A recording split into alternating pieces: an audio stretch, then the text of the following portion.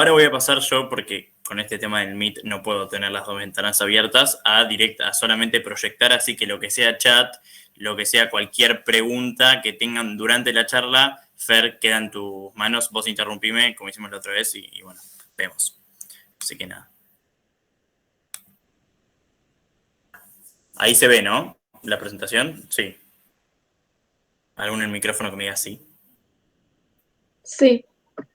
Genial. Bueno.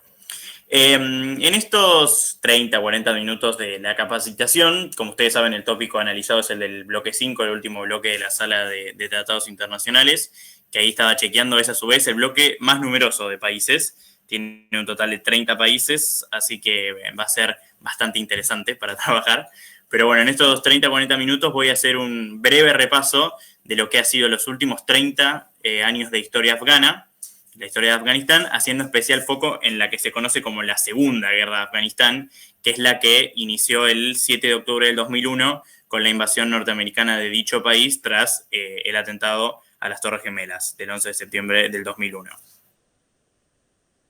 Bueno, para sumergirnos de lleno en la historia y del conflicto afgano, tenemos que remontarnos a finales de la década del 70, a principios de la década de los 80. Más particularmente a la invasión soviética que ocurrió en Afganistán en 1979. Ustedes ya lo deben saber, los que están en este bloque ya han iniciado su trabajo de investigación, que en el año 1979, en la época en que comienza el declive soviético durante la Guerra Fría, la Unión Soviética, con el objetivo de mantener su hegemonía en Asia Central y asegurarse el control de Afganistán a través de un denominado gobierno títere, como se conocía en aquella época, que era del Partido Socialista de los Trabajadores de Afganistán y que respondía a los intereses de Moscú, con el objetivo de fortalecer ese gobierno y resguardarlo del creciente movimiento reformista islamista que amenazaba con derrocar el comunismo en Afganistán, decide invadir el país e incorporarlo como una especie de colonia a ese imperio soviético que dominó el Cáucaso y Asia Central entre 1917 y 1991. Bueno, la invasión soviética de Afganistán y el inicio de la primera guerra de Afganistán, que es la que protagonizan los islamistas y la Unión Soviética, es básicamente conocida como el detonante del conflicto moderno en Afganistán que estuvimos viendo en las noticias en los últimos meses, en los últimos 20 años, diría yo,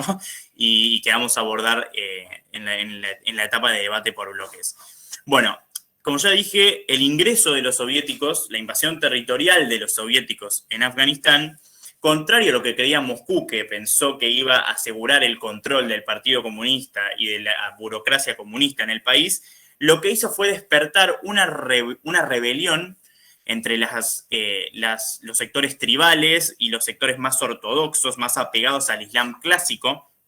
que poblaban Afganistán, que se traduciría durante la década de los 80 en el surgimiento de los denominados mujahidines, que es la traducción literal en el Islam de la palabra soldados de Dios, soldados santos o soldados bendecidos. ¿Qué eran los mujahidines? Los mujahidines eran un ejército informal, una especie de guerrilla, que surgió en Afganistán como respuesta a la invasión comunista, que básicamente abogaban por un Afganistán libre de cualquier tipo de intervención extranjera y que denunciaban al comunismo como una desviación de los escritos del Islam, que consideraban, como ustedes saben, y esto sigue sucediendo hoy en los países islámicos, como la palabra santa y lo que debería ordenar cualquier tipo de sociedad en el mundo musulmán. Afganistán es un país muy complejo, ustedes lo sabrán, los que estuvieron analizando este tópico, y particularmente, si no sé si está acá, el embajador de Afganistán, es un país muy complejo porque su tejido social es la sumatoria de un montón de distintas tribus milenarias. Consideramos que las civilizaciones que habitan en Afganistán preceden en muchos casos a la antigua Grecia. O sea, imagínense cuántos años de historia afgana tendríamos que repasar si empezáramos desde el comienzo, ¿no? Pero bueno, ese tejido social afgano que está compuesto por distintas tribus de distintas orientaciones, distintas tradiciones, incluso distintos idiomas y distintos dialectos, se unen todas esas tribus que durante años estuvieron enfrentadas o que no encontraron un punto de confluencia, se unen contra la amenaza extranjera del comunismo y lanzan esta guerra santa de los mujahidines para reivindicar el Islam, para echar al comunismo infiel, como se decía en aquel momento, del territorio afgano y para liberar al país de la intervención soviética. ¿Qué pasó? Estados Unidos, como ustedes saben, en la Guerra Fría, el enfrentamiento entre Estados Unidos y la Unión Soviética no se dio nunca de forma directa, se dio mediante el mecanismo de lo que se conocía las guerras de proxy, que básicamente es que vos tenés dos grandes potencias, en este caso Estados Unidos y la Unión Soviética, que para evitar el conflicto directo entre sus fuerzas armadas y sus ejércitos, se meten en distintos conflictos en el tercer mundo o en el mundo periférico, ya sea Vietnam, ya sea Camboya y ya sea Afganistán, apoyando a alguno de los dos bandos que se enfrentan y, bueno, enfrentándose indirectamente. En este caso, Washington, que vio con recelo y con cierta amenaza el avance soviético sobre Afganistán, que consideremos y tengamos en cuenta que es un punto estratégico en la ruta de la seda y en la ruta comercial que pasa por toda Asia Menor, Asia Central y termina y desemboca en el Pacífico. Washington ve esa expansión soviética, ese expansionismo de Moscú como una amenaza para su seguridad nacional y el gobierno de Ronald Reagan decide involucrarse en una guerra de proxies apoyando financieramente y armamentísticamente a estos mujahidines, a estos milicianos islamistas contrarios a la invasión comunista que gracias al apoyo de Estados Unidos lanzan una guerra de guerrillas contra la ocupación soviética. ¿Qué pasó? La primera guerra de Afganistán terminó a finales de la década de los 80 con la retirada de las tropas rusas del país. Los mujahidines se declararon victoriosos, lograron expulsar, con la ayuda de Washington, que envió la última tecnología militar de vanguardia y un número y una cantidad enorme de recursos a los mujahidines para que triunfen en su guerra de guerrilla contra los soviéticos. Bueno, estos mujahidines logran librarse de las tropas y del ejército rojo, que se retira a finales de la década de los 80 de vuelta hacia Rusia, y queda en Afganistán, tras la caída del gobierno títere que apoyaba a la Unión Soviética y la ocupación soviética, un clima de ebullición política, de vacío de poder y de anarquía que básicamente pone a los propios mujahidines, a las distintas facciones, esas distintas tribus que componen Afganistán, que les venía explicando que se habían unificado únicamente para derrotar a los soviéticos, las ponen una contra las otras para disputarse el control político y el control territorial del país. Una de las facciones de estos denominados mujahidines era el ejército o la milicia talibana. Que yo ya sé que ese es un nombre que últimamente estuvimos escuchando. Imagínense desde dónde se remonta la historia del talibán. ¿Qué es el talibán? El talibán era una de esas facciones que integraban el ejército mujahidín que tenían la interpretación de la Sharia, la ley islámica, la ley del Corán, los dichos del Corán, más conservadora y más extrema de Afganistán. Los talibanes eran considerados la facción más ortodoxa dentro de los soldados santos del mujahidín, porque no solamente se oponían a cualquier tipo de intervención extranjera en Afganistán, sino que también se oponían a cualquier tipo de influencia occidental o cualquier instauración de las instituciones sociales y políticas que dominaban en Occidente, ya sea la democracia liberal, la igualdad entre hombres y mujeres, la educación al estilo occidental, pública, libre y en el cual hombres y mujeres estudian en el mismo salón de clases. Bueno, ellos directamente se oponían a todo tipo de intervención occidental en el país. ¿Qué pasa? El talibán, que tenía un enorme poder de reclutamiento entre los sectores rurales más pobres del país, logra poco a poco, en lo que se conoció como la Guerra Civil Afgana, que se extendió desde la salida de los soviéticos hasta el año 1992, la Guerra Civil Afgana. Dentro del marco de esa guerra civil logran derrotar uno tras otro a las distintas facciones más moderadas de los mujahidines, estas tribus, desde los pashtunes, desde los turcos, desde los turmenos, que bueno, son, como ya les dije anteriormente, todas esas tribus que componen el tejido social de Afganistán, los van derrotando uno tras otro y van ganando territorio en el país hasta llegar a Kabul y hacerse, en noviembre de 2002, con el poder y el control absoluto del país. ¿Qué pasa? Los talibanes desembarcan en el poder. Voy a pasar igualmente para que vean una foto antes de que me adelante en el gobierno talibán. Esta es una foto del presidente Reagan recibiendo en 1986 a los principales líderes mujahidines en la oficina Oval. O sea, es bastante impactante esta imagen teniendo en cuenta todo lo que pasaría después con la relación entre Estados Unidos y estos grupos. Y también es muy choqueante, los invito a mirar con atención la foto, que a la derecha hay una mujer sentada entre estos mujahidines. Esto es una prueba casi extremadamente explícita y gráfica de que esas facciones que se habían unificado en el Ejército Santo contra los soviéticos no eran extremadamente conservadores, sino que también había entre sus filas estas tribus y estas facciones moderadas que, por ejemplo, apoyaban la participación política de las mujeres en el país. Justamente enfrentada a la mujer, a la izquierda, a la extrema izquierda de la foto, se encuentra el Mulá Omar, que se convertiría durante la guerra civil en el líder del Talibán. O sea, y tengan una idea de este rejunte entre extremos conservadores, entre islamistas convencidos y moderados, que era este ejército santo mujahideen. Bueno, volviendo unos años, adelantándonos unos años de vuelta y sumergiéndonos en la década de los 90, el desembarco del Talibán significó en Afganistán el fin de muchísimos años de disidencia interna y de anarquía, pero también un enorme retroceso en materia de derechos de las mujeres, de derechos de los niños, de diversidad religiosa. Y bueno, básicamente el gobierno talibán llevó a Afganistán de vuelta hacia la Edad Media, hacia el siglo XVII, ni siquiera el siglo XVIII. Se destruyó el sistema de universidades públicas, se destruyó la infraestructura, se volvió a instaurar el sistema de madrazas, que es la educación islámica que se implementaba en la Edad Media. Se prohibió cualquier tipo de simbología que no sea religiosa en el país. Se prohibió la publicidad comercial. Se llegó a prohibir incluso la música en estos años en Afganistán, porque la música era considerada un elemento de tentación consumista occidental. O sea, imagínense el retroceso histórico que significó para el país la instauración del Talibán en el poder. Y este es un dato curioso que lo escuché de vuelta hace unos pocos días en una cadena internacional de televisión. En Afganistán, en el Afganistán del Talibán, entre 1996 y 2001, los hombres adultos tenían prohibido circular por la calle sin barba, porque la barba era considerada no solamente un símbolo de virilidad, sino también un símbolo del compromiso de esos hombres con la fe musulmana. Algo impensado hoy en día, imagínense lo que sería eso en una sociedad occidental, ¿no? Bueno,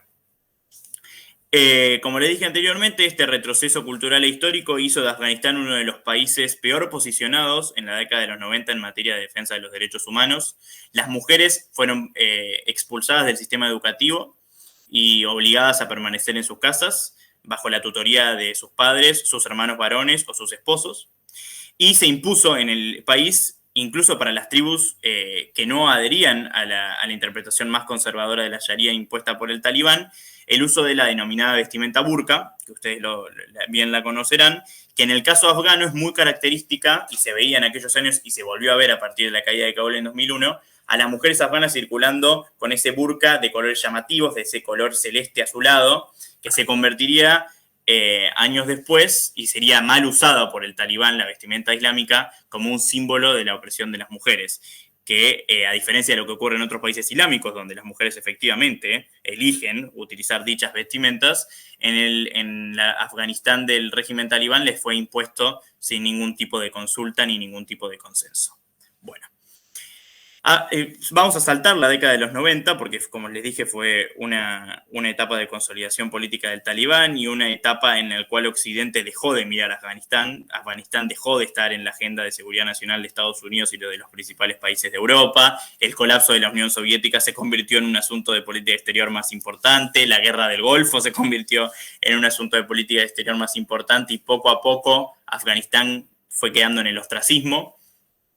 Hasta ese día trágico que recordamos y conmemoramos hace pocos días, que fue el 11 de septiembre del 2001, en el cual la organización Al-Qaeda, comandada por el señor que tenemos en la foto, Osama Bin Laden, lanzó en Estados Unidos el ataque terrorista más mortífero y de enormes dimensiones, de mayores dimensiones de la historia de Occidente. Como ustedes bien saben, no voy a inmiscuirme demasiado en la explicación de los atentados del 11 de septiembre del 2001, la organización Al-Qaeda efectuó 3 ataques, 4 en realidad, estrellando 2 aviones comerciales contra las Torres Gemelas del World Trade Center en Nueva York y otro avión comercial contra el Pentágono, la sede del Departamento de Defensa y el símbolo del poder militar de los Estados Unidos. Y también secuestró un cuarto avión cuyo destino aún no se sabe, cuál era el blanco principal de ese avión secuestrado, si la Casa Blanca o el Capitolio, símbolos del poder político. Un avión que fue recuperado por los pasajeros que retomaron el control de los terroristas y que terminaría estrellándose en Pensilvania. Bueno, ¿qué provocó el estallido de los atentados del 11 de septiembre del 2001 y qué implicancias tuvo para Afganistán? Bueno, básicamente volvió a poner el foco de la atención de los Estados Unidos en el país. ¿Por qué? Como ya dije, los atentados del 11 de septiembre del 2001 fueron perpetrados por Osama Bin Laden, quien tenía una larga historia de relación con el Talibán y una larga relación personal con Afganistán. ¿Por qué? De origen saudí, proveniente de una de las familias más ricas del reino, y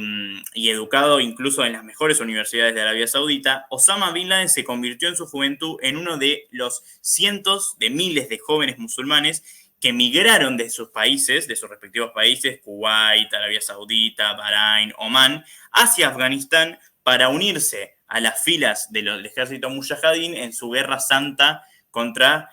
los rusos. ¿Qué pasó?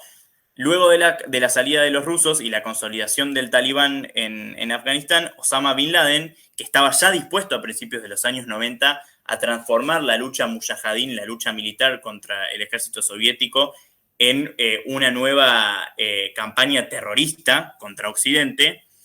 aprovechando su alianza con el Talibán y su buena relación con los antiguos miembros del ejército mujahideen, instala en Afganistán la base de operaciones y los campamentos de entrenamiento de su organización terrorista Al-Qaeda. ¿Qué pasa? Los atentados del 11 de septiembre del 2001 desnudan la capacidad de ataque que había desarrollado Osama Bin Laden contra Estados Unidos y otros países occidentales y obliga a los Estados Unidos, que en ese momento se encontraba en los primeros meses de la presidencia de George W. Bush, en una especie de retirada de la intervención militar internacional. Es muy llamativo y muy irónico históricamente ver los discursos de campaña de Bush en el año 2000 en el cual critica al presidente Clinton por intervenir militarmente, excesivamente en el plano militar en los países que eran considerados como una amenaza de seguridad nacional para Estados Unidos. Pero bueno, el propio Bush dice que ese paradigma aislacionista que él buscaba implementar en Estados Unidos en el inicio del tercer milenio terminaría por caerse y destruirse tras los atentados del 11 de septiembre del 2001 que, y cito, según Bush, ponen a Estados Unidos en guerra contra el terrorismo. Como todos sabemos, en su discurso a la nación, al Congreso, después de los atentados del 11 de septiembre del 2001, Bush deja en claro, y les deja en claro a los países del mundo, que a partir de ahora, después de los atentados del 11 de septiembre del 2001, existirían en la escena internacional solamente dos bandos. Los países que decidían alinearse con Estados Unidos para combatir y derrotar al terrorismo, y los países que decidían alinearse con los terroristas que habían atacado a Estados Unidos. Les pido por favor que me esperen un minuto porque me están llamando y tengo que responder sí o sí. Así que, mil disculpas, ¿eh?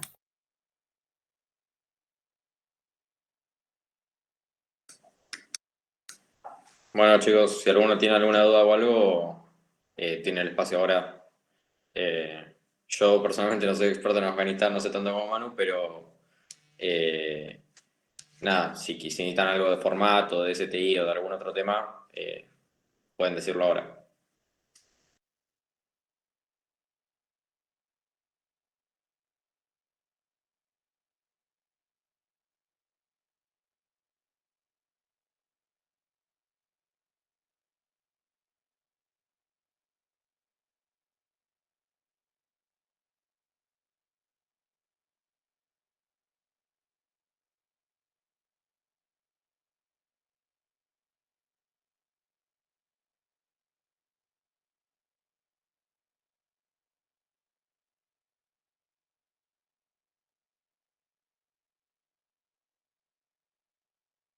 Bueno, volví, mil disculpas, pero les había dicho por favor a la persona que me tenía que llamar que no me llamen a esta hora y evidentemente no lo respetó. Pero bueno, sigo.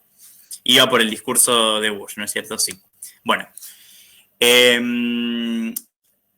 en cuenta, bueno, tras los atentados del 11 de septiembre del 2001 y el inicio de lo que Bush denominó la guerra global contra el terrorismo, en la que Estados Unidos se lanza a la caza de Osama Bin Laden, a la destrucción de Al-Qaeda como organización terrorista y también a la eliminación de cualquier tipo de otro grupo terrorista islámico que amenace con atacar a Occidente y particularmente a Estados Unidos, Afganistán vuelve a estar en el centro de la escena al ser el país que refugiaba a través del gobierno talibán a Osama Bin Laden y a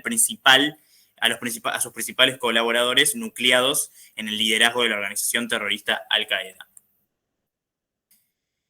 ¿Qué pasó? Luego de los atentados del 11 de septiembre del 2001, sabiendo que Osama Bin Laden había sido el responsable de los atentados y también sabiendo que estaba siendo resguardado por el talibán en las montañas afganas, el presidente Bush le otorga al talibán un ultimátum de 24 horas para entregar a Bin Laden y al liderazgo de Al-Qaeda a las autoridades estadounidenses, o si no, iba a invadir Afganistán para que las tropas norteamericanas sean por sí mismas las encargadas de cazar a Bin Laden, desmantelar los campamentos de entrenamiento de Al-Qaeda y librar al país de la amenaza terrorista. Antes de sumergirnos de lleno en la invasión norteamericana, las primeras medidas que toma Estados Unidos las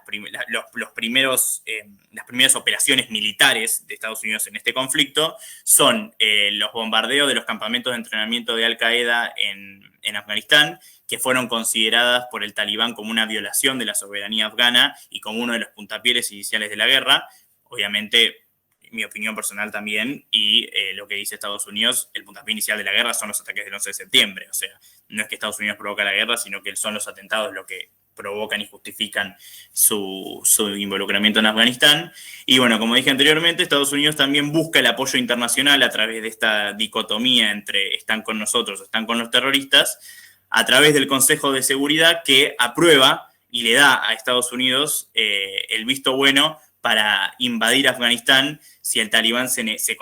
continuaba negándose a entregar a Bin Laden y a los principales líderes de Al-Qaeda. Como le dije anteriormente, esto sucede. El talibán se rehúsa a entregar a Bin Laden a las autoridades norteamericanas. Entonces, ¿qué pasa? Ante la no respuesta de este ultimátum y la negativa del talibán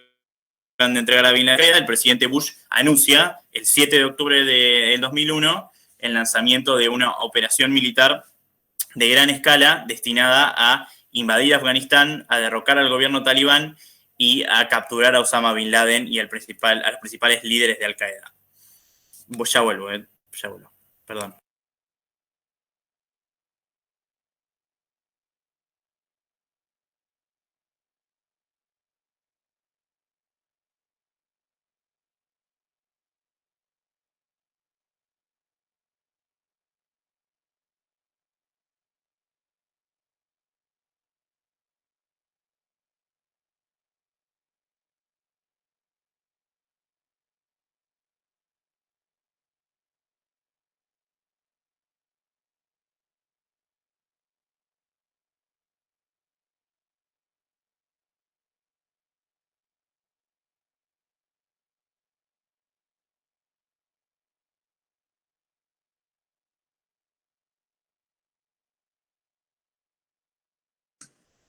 Bueno, nos quedaremos esperando a Manu un poquito más. He vuelto.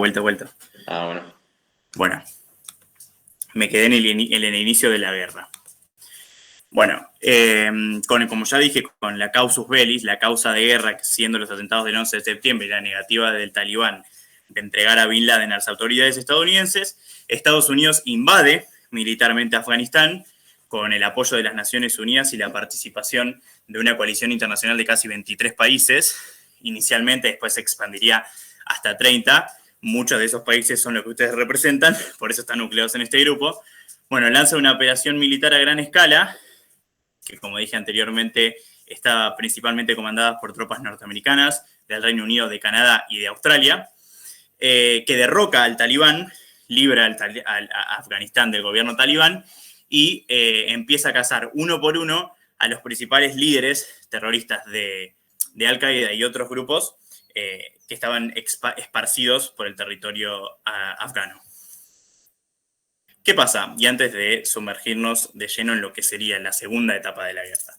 Esta primera etapa de la guerra fue considerada un éxito por los principales analistas internacionales y por los propios norteamericanos, porque en un plazo de tan solo 6 a 7 meses logró no solamente desmantelar al Talibán, que era el principal sponsor de Al-Qaeda y de los grupos terroristas en la región, sino que también logró instaurar en Afganistán un nuevo gobierno provisional de islamistas moderados, de dirigentes vinculados más a las tribus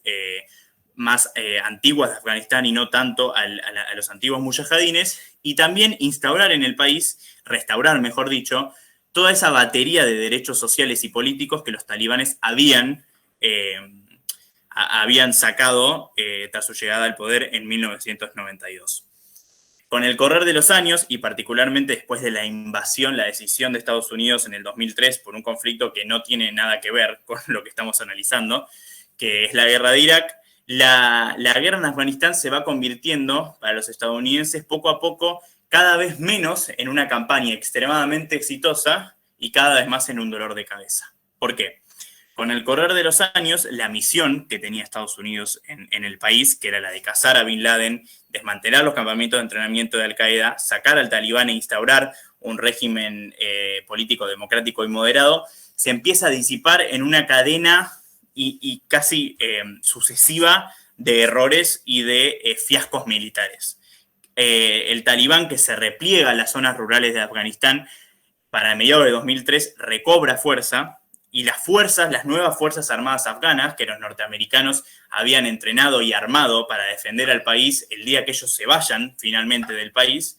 empiezan a mostrarse poco capaces y con poca voluntad para enfrentar la amenaza latente del Talibán y de otros grupos extremistas, que todavía se mantenía latente a pesar de que los norteamericanos y el gobierno afgano instaurado por Washington controlaba la mayor parte del territorio. Todavía esa amenaza terrorista se mantenía latente en los principales bastiones y las principales zonas montañosas de difícil acceso para las tropas militares, y que el Talibán conocía muy bien desde tiempos de la guerra con los soviéticos. El principal fiasco militar que tiene Estados Unidos en esta etapa es la denominada batalla de Tora Bora, que sucede a principios de 2003, finales del 2002, y cuyo único objetivo era la caza de Bin Laden, que las agencias de inteligencia norteamericanas creían que estaba escondido en una zona montañosa de Afganistán que se llamaba Tora Bora. Bueno, eso termina siendo un fiasco porque los norteamericanos atacan con contundencia a la que era la base de operaciones de Al-Qaeda y convencen al público norteamericano de que allí se encontraba un batallón de extremistas con el mejor armamento y con la mejor infraestructura, y que ahí estaba Osama Bin Laden. Bueno, termina siendo un fracaso porque si bien Osama Bin Laden después se comprobó que estaba en el lugar en el momento de los ataques norteamericanos, gracias a la ayuda de unos aldeanos que habitaban cerca del cuartel general de Al-Qaeda, y como resultado de la negativa de Washington de lanzar sobre este sector montañoso una incursión militar a pie, lo que se conoce un ground force, sino que se focalizó únicamente en bombardeos, Osama Bin Laden logra escapar, estaba en las narices de los norteamericanos, bueno, logra escapar y cruzar la frontera con Pakistán y básicamente ocultarse y desaparecer por los próximos 10 años. ¿Qué pasa? Como ya les dije, la guerra de Irak empuja a la guerra de Afganistán a un segundo plano en los ojos de la escena de la dirigencia política y de la opinión pública norteamericana. Irak empieza a ser el foco de toda la atención mediática y de todos los recursos enviados por el Congreso a las Fuerzas Armadas, y poco a poco Afganistán se convierte en lo que un soldado norteamericano bautizaría ante las cámaras de la cadena norteamericana CNN en el 2005 como The Forgotten War, la guerra olvidada. Una guerra permanente que parecía no tener solución, no tener fin, que se iba a perpetuar para siempre, y de que había dejado de ser prioritaria tanto para el gobierno norteamericano como para la opinión pública de dicho país. Mientras tanto, la amenaza terrorista, si bien fue radicada en Afganistán porque Al-Qaeda fue enormemente debilitado por la incursión militar en el país,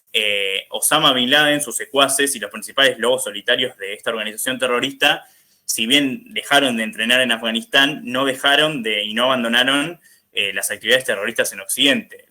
Tengamos en cuenta que mientras que los Estados Unidos estaba desplegado en Afganistán, ocurrieron en Madrid, en Londres y en muchas otras capitales europeas atentados terroristas perpetuados por Al-Qaeda de enormes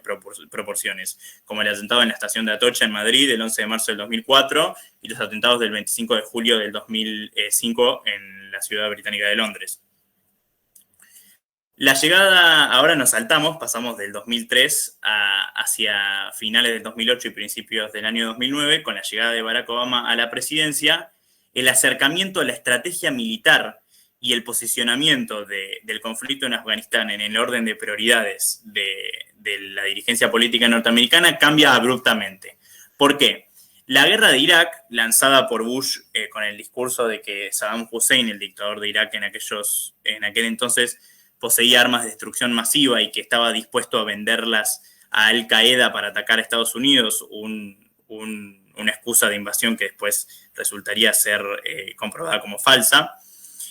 había vuelto tan impopular el descubrimiento de que Saddam Hussein no tenía armas de destrucción masiva y que la incursión militar había sido a ojos de la opinión pública sin sentido y que había sido un capricho de la administración Bush, había convertido la guerra en Irak en un asunto tan impopular para la opinión pública norteamericana que durante las elecciones del 2008, en las que Obama es electo presidente, el entonces candidato demócrata promete ante las cámaras de televisión en el debate presidencial en el otoño del 2008 terminar la guerra de Irak, a la que consideraba una guerra errónea, y redistribuir todos los recursos financieros y militares que se estaban destinando al conflicto en Irak a la guerra de Afganistán, a la cual bautizó y denominó literalmente como una guerra justa y una guerra justificada para los Estados Unidos. Algunos analistas hablan en esta dicotomía entre Irak y Afganistán como la guerra buena y la guerra mala, siendo Afganistán la guerra buena, con una motivación noble, como fue la respuesta a los ataques del 11 de septiembre del 2001, y la guerra mala Irak, que terminó siendo un fiasco total en materia de inteligencia y en materia de política militar para los Estados Unidos. Bueno, como ya les dije anteriormente, Obama y su equipo de seguridad nacional, protagonizado por el entonces vicepresidente, hoy presidente Joe Biden, la entonces secretaria de Estado y después candidata presidencial Hillary Clinton, y el secretario de Defensa Robert Gates, que Obama decide mantener de la administración Bush, teniendo en cuenta y reconociendo que Gates había sido uno de los pocos dirigentes de la administración Bush que había dicho que Irak era, en palabras más, palabras menos, una pérdida de tiempo y que Estados Unidos debería volver a enfocarse en Afganistán. Bueno, Obama y su gabinete de guerra, todas esas secretarías, las agencias de inteligencia, el Departamento de Estado, el vicepresidente, el Departamento de Defensa, es considerado lo que en Estados Unidos se denomina el Cabinet of War, el War Cabinet, el gabinete de guerra, deciden lanzar una estrategia muy novedosa y totalmente opuesta a la implementada por Bush para conducir el conflicto en Afganistán. Esta estrategia básicamente lo que dice es que en los primeros 3 años de la presidencia de Obama, 2009, 2010 y 2011, Estados Unidos iba por primera vez en 6 años a incrementar el número de tropas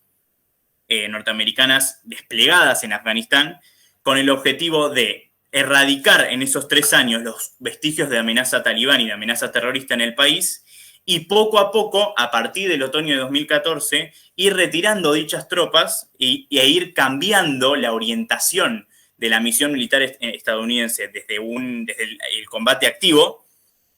hacia el entrenamiento de las fuerzas afganas y la consolidación del régimen político moderado. Básicamente lo que dice Obama es, a partir de ahora va a haber un cambio de paradigma. Hasta el año 2014, del 2001 al 2014, el principal objetivo de nuestra misión fue combatir militarmente al talibán y derrotarlo militarmente. Ahora, a partir del 2014, nuestra misión cambia de fase. Empieza una nueva etapa. Y esa etapa ya no va a ser tanto de combate territorial y de combate militar directo. En palabras más, palabras menos, no vamos a disparar tantos tiros, sino que nos vamos a focalizar casi al 100% en preparar nuestra retirada, fortaleciendo las tropas afganas que nosotros entrenamos y que nosotros armamos, y fortaleciendo a través del fortalecimiento del sistema económico y político al régimen moderado impuesto en Afganistán después de la caída del brutal régimen talibán en noviembre del 2001. La política de Obama parece mostrar unos primeros resultados muy auspiciosos.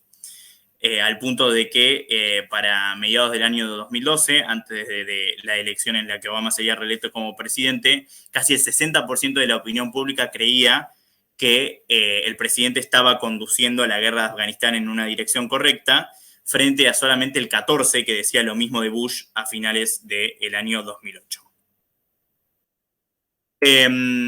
Efectivamente, a partir de 2014, Estados Unidos empieza una retirada paulatina de las tropas. Obama había prometido que para el año 2014 no iban a quedar más tropas norteamericanas en Afganistán, pero la coyuntura política y el resurgimiento que empieza a tener las fuerzas talibanas a partir del otoño del 2013 fuerzan a los norteamericanos a, sobre la marcha, ir modificando su estrategia de salida. Y si bien mantuvieron el foco de que el principal objetivo de la misión a partir del 2014 iba a ser la de entrenar a las fuerzas afganas y fortalecer al gobierno, lo que sí se ven forzados a cambiar sobre la marcha es su estrategia de salida, que pasa de ser una estrategia de salida en 6 meses a una estrategia de salida indefinida. En palabras del presidente Obama, nos vamos a retirar de Afganistán cuando estemos seguros de que nuestro trabajo allí ya está hecho. En el medio de toda esta fase, de estos cambios de estrategia militar de Estados Unidos en el país, el 1 de mayo del 2011, en Pakistán, las tropas norteamericanas, bajo el liderazgo de Obama, logran capturar y asesinar a Osama Bin Laden luego de casi 10 años de búsqueda,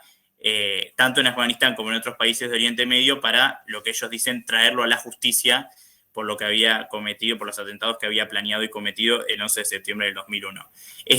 La muerte de Bin Laden es considerada también un antes y un después en el transcurso de la guerra de Afganistán, porque es